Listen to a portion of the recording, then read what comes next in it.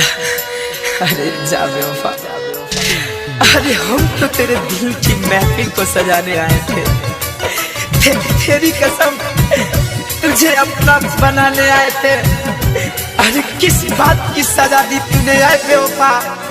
अरे हम तो तेरे दर्द को भी अपना बनाने आए थे। जाता दूता जाए करे जा जिंदगी में कबहू अइहाना। जाता दूता जाए करे जा जिंदगी में कबहू अइहाना।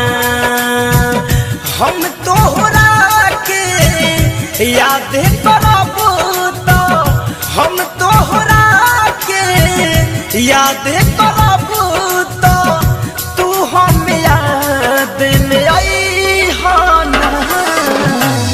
जाता दूता जाए करे जा जिंदगी में कबहू अइहाना।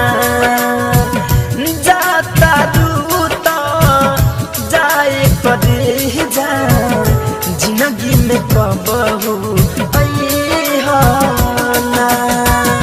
अरे कुछ तो लगे दिल के जख्म इतने गहरे थे, उसमें भी तेरे अश्कों के पहरे थे। अरे तेरे ठुकराने के बाद तो हमें मर ही जाना, पर हम इस दुनिया में तेरे लिए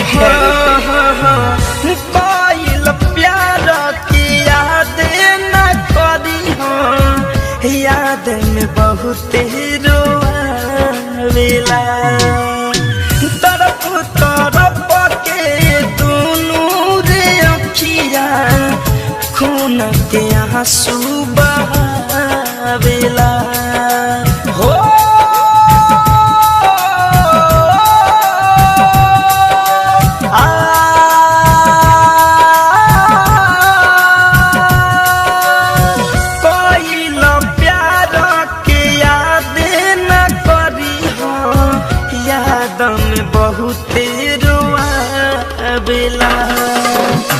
तरफ तरफ के दोनों रे अखिया खून के आंसू बहावेला। बार बार याद करके प्यार वाली बात करके दिलवा पे चोट लगई हो ना। जाता दूता जाए करे जा जिंदगी में कबहू अइहाना। अरे हम भी कभी मुस्कुराया करते थे, उजले चमन में खिलखिलाया करते थे। अरे उसी दिए ने मेरे हाथ के लकीर को जला दिया, जिस दिए को हवा से बचाया करते थे। Music by Alok Raj. Prince Aryan के सब बातें मनी होई न कब तोहरा दुख हो।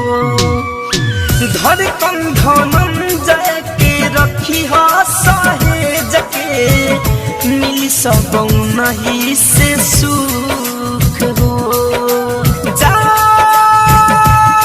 जाने जा जाने जा आदि तो राजपूत के सब बातें मनी होई न कब तोहरा दुख हो। धड़कन धनंजय के रखी हो सहेज के मिली सब नहीं से सुख हो। इतने निहोरा बात तोहरा से पियावा के तना सतई होना। जाता दूता जाए करे जा जिंदगी में कबहू अइहाना। जाता दूता जाए करे जा जिंदगी में कबहू